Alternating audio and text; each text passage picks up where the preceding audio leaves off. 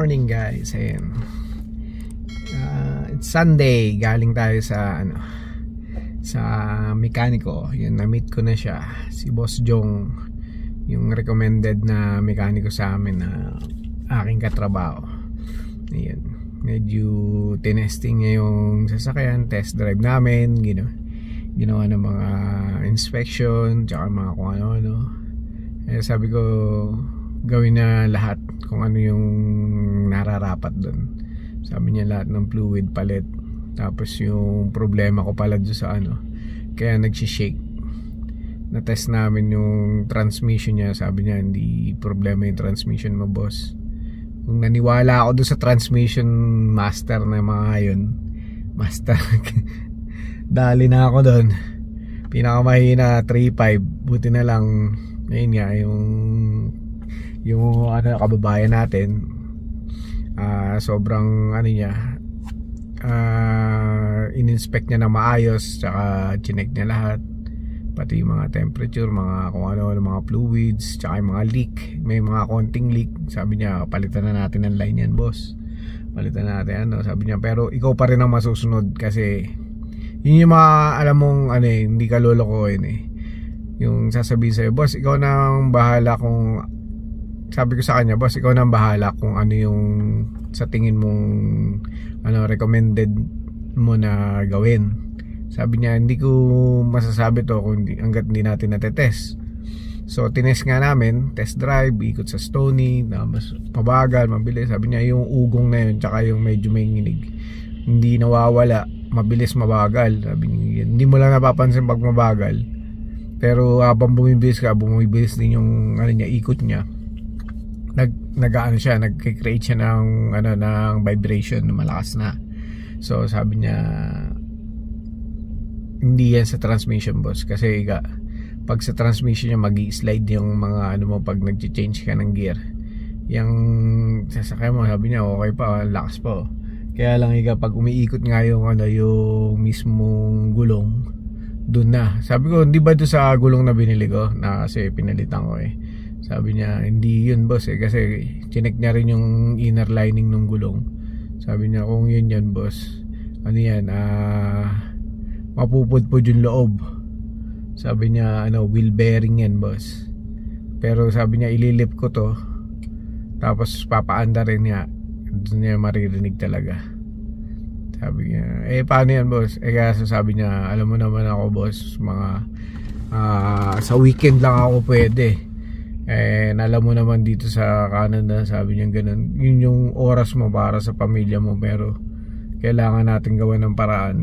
So weekend, pero hindi all the time na weekend, kasi may mga schedule din yung mga pa-check up daw nung asawa niya, or minsan yung mga bata, may mga anak siya maliliit So sabi niya, kung i-schedule natin, gagawin natin to isang part na to, tapos schedule din natin kung saan yung pwedeng maluwag ako na pwede natin gawin yun, pero hindi lahat kagad, sabi niya.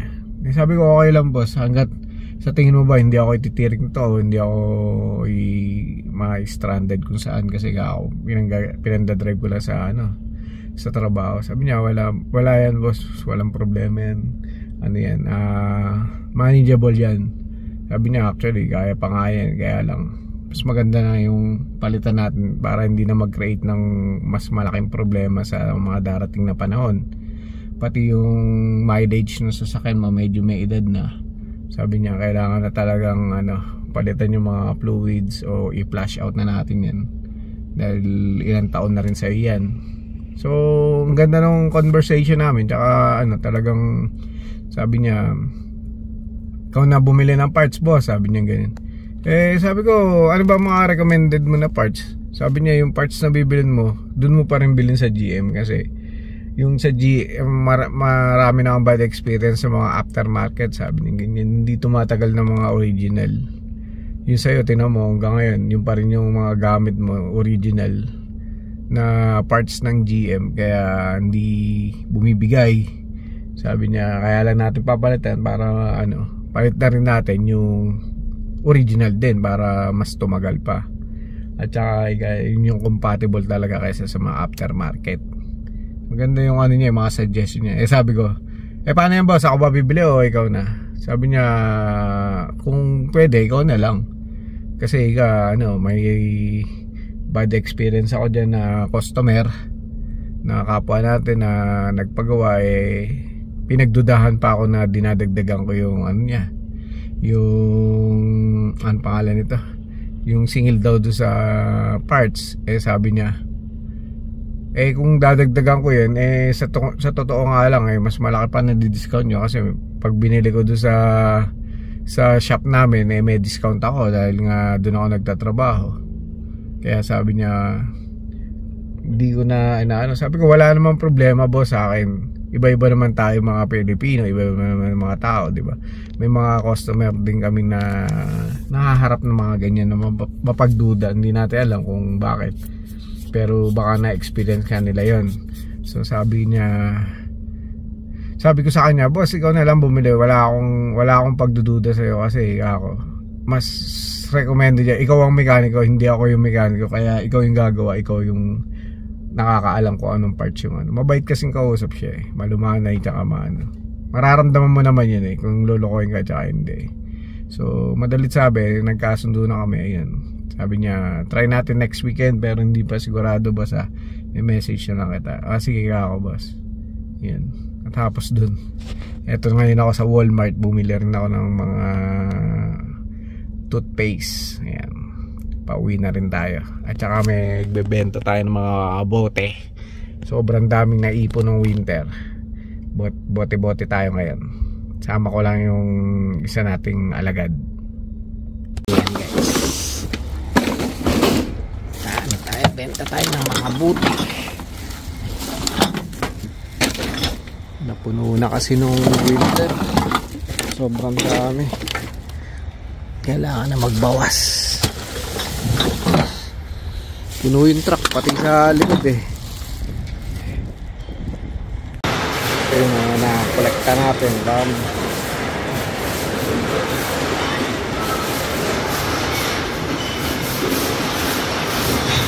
Ayan guys, nakabenta na tayo ng $59. Ayan, tabi natin dyan, emergency cash. So ayun nga, medyo mabilis dito, automatic yung mga nila, may conveyor, hindi kagaya nung sa iba na bilang-bilang isa-isa dito. Pero binibilang pa rin naman nila yung malalaki, pero yung mga maliliit may isang lagayan na lang talaga na mas mabilis. Kaya maraming nag-ano ngayon, tsaka Sunday marami talagang mag-ano ng mga bote ngayon. Medyo malaki-laki rin yung kinita, almost $60, pero sulit na rin. Meron pa nga natira dito apat na malalaking bote. Hindi ko alam kung paano to, pero ang haba kasi yung pila katamad na baka sa susunod na lang siguro para hindi na tayo malate. Medyo gutom na rin ako dito dami ng buhangin. Hello guys, marumi, hindi pa, malapit na yan malinisan ngayong spring. Hindi kasi hinukay na doon kaya ang ligabok na naman Ayan, paalis kami, magsha-shopping kami. Shopping ng parts ng kailangan para dito sa sasakyan. Kainis. Dapat yung mekaniko yung mag-order, kaya lang medyo medyo mahirap magano ngayon kapag siya, kasi naka siya ngayon naka-leave. Modified work. Tsaka marami raw sales Baga, sisingit lang siya dun sabi sa akin, ako na lang daw umorder nang sa ganun gagawin niya na lang. Available naman yung mga parts. So tumawag siya. Tumawag ako dun sa pinag-change oil ko dati. Nakuha yung ko. Sabi niya, bigyan ka ng discount. Total, dito ka naman lagi kumukuha ng mga regular customer naman. Ayun. Kaya tsaka doon ka rin kasi may record kasi doon tayo nag-change oil dati, diba? Napaganda ng konti. Laki rin ng discount magkano isa 300. Compare natin mamaya doon sa mga resibo. Tama. So larga na muna kami kasi na-order niya nakangina pa pick upin na lang. Dito na kami sa CMP, Certified Service sa GMC. Yan. Ready ka na magbayad, dear? But still, mas mura pa rin yan kumpara sa daming magagandang bago nila ngayon, no? Puno-puno ng inventory yung parking lot niya. Mahal. Lalo ngayon, sa panahon ngayon, hindi pwede.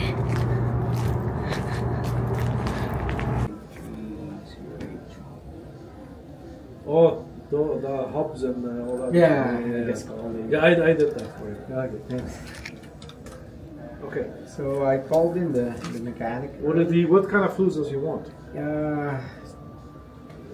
He wants a front differential, Yeah. and rear differential, and transfer Case. Yeah.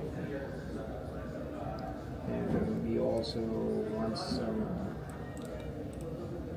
brake cleaner. You have two brake cleaners, he said. Ayan na.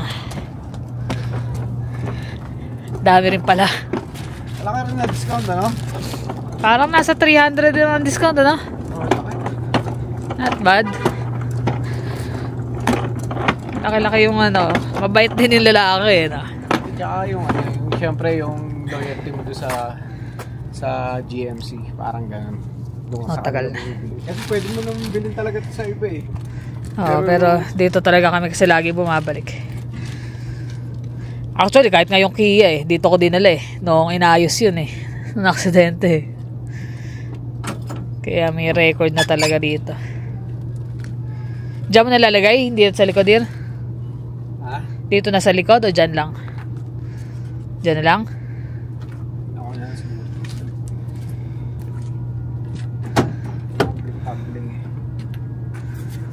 Bigat.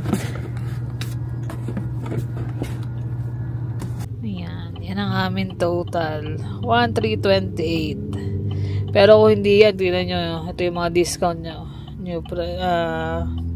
Ito yung bawas nila. Ilang percent din yan. Tapos, may additional pa na ano. Kasi kailangan ng brake cleaner. Brake cleaner na 2. Binigay na lang. Ayos nga din eh. Hindi niya rin kasi nailagay doon sa ano.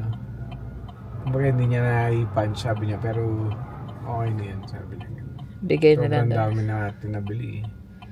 Bagay, magkano rin kasi. Pero not bad. Kung pagagawa sa kanila yan, labor pa lang. Labor ka talaga mamamahalan dyan. Patay ka sa labor. Pero kagandaan yung nakuha namin kasing mekaniko. Ano talaga siya ng GM? Mekaniko siya ng GM. Kaya ayos din. Mas makakamura pa. Pilipino pa. Pilipino. Yun ang maganda rin. Sa dami nung ano yun nun, papalitan eh. Saka hindi lang GM yung ginagawa niya. Marami, iba-ibang klase. Mekaniko kasi talaga siya. Saka marami nagpapagawa sa kanya ng off-daw niya, di ba? Kaya busy daw talaga siya. Pero, ayun nga. Baka next week na madali yan. Dapat pa naman message mo na siya na okay na, kompleto na yung gamit. Nakuha na. Kaya, okay. Para ma-line up ka na niya kung kailan pwede. Hindi, ano ko eh. Next week. Next week daw? Saturday? Saturday. Iwanan na lang ang Saturday sa kanya. Dapat pala Friday night. I-drive na natin. Friday night. Iwan na natin sa kanya. Para sakto yung linggo ma-pick up. Tapos pasunod na natin yung kotse. Siyempre naman. Sunod yan. Tapos na pag natapos ang spring at nalinis na yung kalsada, papalit na kami ng mga windshield. May tren uli. Sunod ano? Gara. Rush hour na rin kasi din. Anong oras na? Train.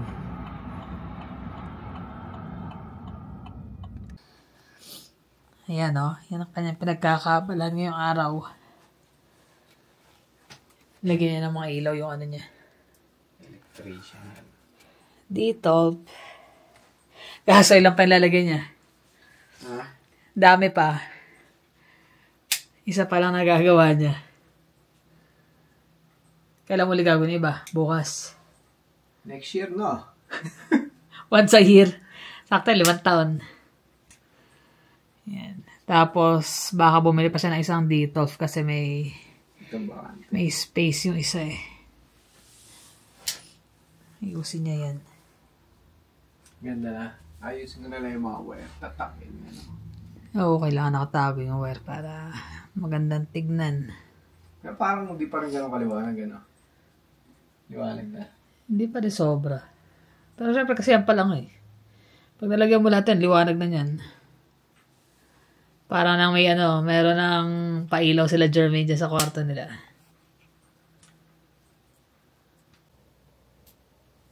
Ayun DIY. Panglagay niya sa sa details niya, hindi pa rin tapos Dami, unti-unti niyang ginagawa. Pero mura lang yung ilaw Tsaka yung mga gamit Naubusan siya nung nung pinaka, tawag nun? Alin? Yung elbow? Oo. Kaya yan, ginagawa na lang niya, hinihinang. Inalagay niya ng panghinang ba yan? Hindi, tsaka mas maganda yung nakahinang. Mas matibay. Mas maganda yung kapit nung pinaka wire. Hindi naglulus. Mas marami sa ako, din lang niya, ganun talaga Lalo pag weekend kasi minsan busy din.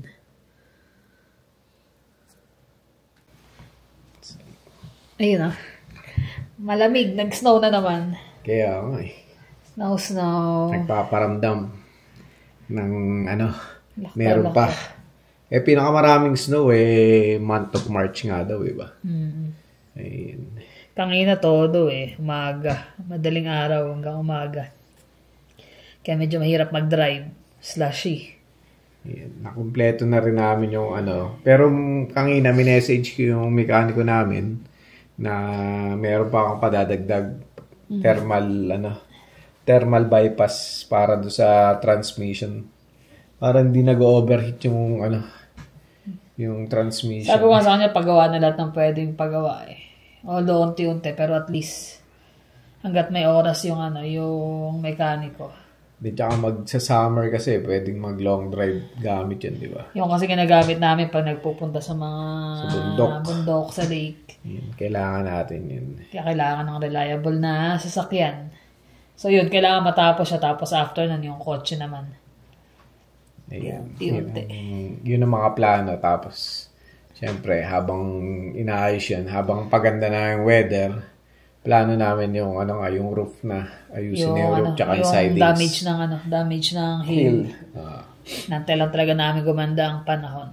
Para maging okay na lahat ng mga problemang maliliit dahil yung solusyon nasa bangko naman Kumbaga, waiting na lang talaga na gumanda ang weather para makapag-start na. Pero meron na rin kami mga napipili na papagawan. Pero naghahanap pa rin kami syempre kung yung magandang options. Sabi nabasa namin yung mga review. Importante yan Para medyo rin. Kaso yung ibang hindi pumupunta ganyan, yung mga magko-quote or Minsan late, minsan kaya kailangan ma-schedule na siya ngayon kasi busy na yan pagdating ng summer. Lahat yan, dami magpapagawa. Ayun nga, nakakwento ko nga yung tungkol doon sa mga na-experience nung kababayan natin na mekaniko. Ayan. Na mga kababayan din natin yung mga nagpapagawa, di syempre medyo naman tayo, konting konsiderasyon kasi nagtatrabaho din naman siya ng marangal, sabi niya nga meron pang araw nagsabi parang ba ang ko, kasiguraduhan ko na maayos ito. Sabi daw niya boss, alam mo naman kung saan ako nakatira. Katukoy mo lang ako, text mo lang ako, tawagan mo lang ako, nandito lang ako. Hindi naman tatakas yun, bahay hindi naman na yun. tatakas yun, dahil bahay na nga yun. Sabi niya, yan ang yun ang assurance ko sa'yo. Oo naman. Diba? Kailangan matutunan tayo magtiwala. Kasi syempre, naghahanap tayo kung saan ka makakatipid na alam mong reliable. So, magtiwala tayo sa mga taong nilalapitan natin. Sabi ko nga sa kanya, boss, ako, papagawa ko sa'yo, pero hanggat maaari, kahit wag mong wag tayong tumingin doon sa presyo. Tingnan natin yung yung long term na makakabuti para sa sasakyan. Sabi niya, yun nga yung mga gusto ko, yung ganun. Sabi ko, tsaka hindi ka ako nagmamadali. Kapag may oras ka, doon mo tirahin. Kasi ako yung, sabi niya, yung iba, pag nagpagawa, kadadala lang daw, tinatawagan na siya o tinetext na siya na, tapos sa bagay. Kasi parang niya lang yan kumbaga, may trabaho din kasi yung tao mekaniko talaga siya actually. Sa trabaho niya. Kaya, hindi mo pwedeng sabihin na, kailangan unahin mo to. Hindi pwede yun. Tsaka unless gusto mo na magbayad ng malaki, punta ka sa mismong shop, di ba? Doon nga sa shop hindi mo rin masasabi yun kasi nakapila ka pa rin. Pero yun, at least yan, mga yan, na alam mong hindi ka man lolokohin yan dahil lang naman ibenta niya bahay niya para lang di ba? Tsaka ni-recommend nung katrabaho ko talaga na si Kuya Oliver, malaking bagay yung recommendation na ganun. Pagka may mga ganun, di ba? Alam mo talaga na maayos. Sabi nga ni Kuya Oliver, ipagmamalaki ko ba na yun? Na ganun kung hindi maayos ang trabaho. Totoo naman. Laking bagay ang mga recommendation dito. Lalo sa mga ganyan. Sabi ko, sige, may message ko. Tapos, message ko nga siya, hindi siya nakakasagot. Tas late na. Sabi niya, pasensya na boss. Malilit pa yung mga anak ko pag may trabaho yung miss ko, ako nasa bahay. Oo. Hindi ko nga mahawakan yung cellphone ko Sabi niya ganyan. Sabi ko, wala kang problema boss. Sumasagot ka naman. Kahit na ba late, okay lang. Sabi sa kanya, kung saan ka maluwag, doon mo tirahin. Hindi naman ako nagmamali. Ano ba sa tingin mo ako kung ititirik ba ako nito o masisira, mas lalaki ba yung sira? Sabi niya, hindi naman. Basta... Kahit nga daw 1 year pa, di ba pwede? Parang, yung cooler line, kailangan na palitan kasi nga nagdi-leak. Pero yung leak niya parang hindi ganun karami. So, siya na maghalos magme-maintain talaga ng mga bagay-bagay na yan. Sabi ko... Ang bagay kaya may kakilala kang mekaniko rito. Sobra. Na malalapitan kasi... Gamit. Mahal ng labor Mahal. Siya... paano magiging singil? Kumbaga, half. Half daw nung sa shop. Kung magkano yung singil nun sa shop, kunyari, singil sa shop mo, kunyari, paggawa ka nung mga preno mo, usually 600-700. Hanggang 800. Kalahati lang daw nun yung magiging labor niya. Kaya malaking pero sa akin lahat nung pyesa. Labor lang sa akin. Pero swerte nga kami nung bumili kami nung Sabado nung mga gamit. Mabait yung... yung nandun. Tapos sakto may discount nung time na bumili tayo. Discount. Naka 300 mahigit. Oo. Tapos may pahabol pa na brake cleaner. Tatanggal niya ng ng mga grease. Parang grease, degreaser so, halos kulang 400 din. Just imagine, di ba? Matitipid mo na ganun. Laking bagay nun. Laki nun. Tsaka regular customer talaga sa GM, kaya may record talaga kami dun. Kailangan natin yan hanggat maaari yung mga bagay-bagay na unti. Kita nyo na mga kumita pa tayo sa bote. Kahit pa paano. Tabi-tabi na yun. Lagay na lang yan. Tabi. Tabi lang yan. Ngayon sayang din kasi nakatambak.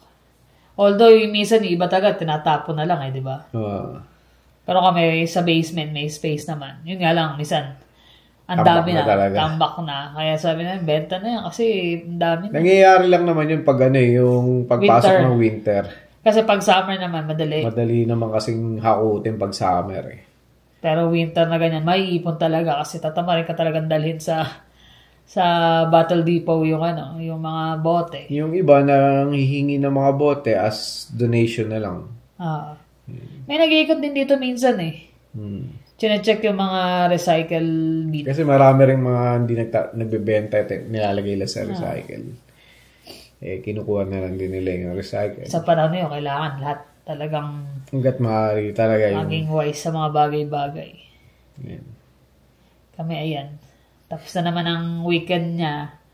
Ay ako, back to work naman na talaga ako pag Sunday. Ganun talaga. Kami bagong araw. Pumasok na yung kanina. Busy-busy. So yun na naman guys. Siya itatapusin pa niya kanya project. Palagay ko yung project niya na yan. Tagal pa yan. Tapos na ba yung isa? Nakatapos na kami ng isa. Natapos na siya. Pangalawa na nga itong ginagawa ko. Si Jeremy yung kasalita niya pag hindi ako gumagawa, siya naman yung gumagawa sa kwarto. Mahilig si Jeremy kasi sa mga buting tingin. Siguro, naman na rin sa kanya. Mahilig sa mga ganyan. Nung nakita niya gumagawa si daddy niya. Sabay nakailan yung sabi niya, mukhang masayang yun gawin na. Gawin na. Nagkaroon tuloy siya nakapalitan. Ayos din. Kaya, at least natututo sa diskarte din. Marami nga rin alam yung bulletin na yun na ko naman kumbaga na ituturo ganyan sa YouTube nanonood siya. Para natutuwa siya pag nakakita siya ng mga ginagawa ni daddy niya na ganyan Gusto niya makigawa. Tsaka malawak na yung natin yung information technology na mahahanap mo na sa internet halos lahat ng kailangan mo matutunan. Matutunan. So, yan. Laki na ng binago ng panahon. Oo nga eh. So, ayun lang naman guys. Kami magpapahinga na rin. Maraming salamat sa inyong panonood. Ingat kayo lagi. See you on the next vlog. Bye.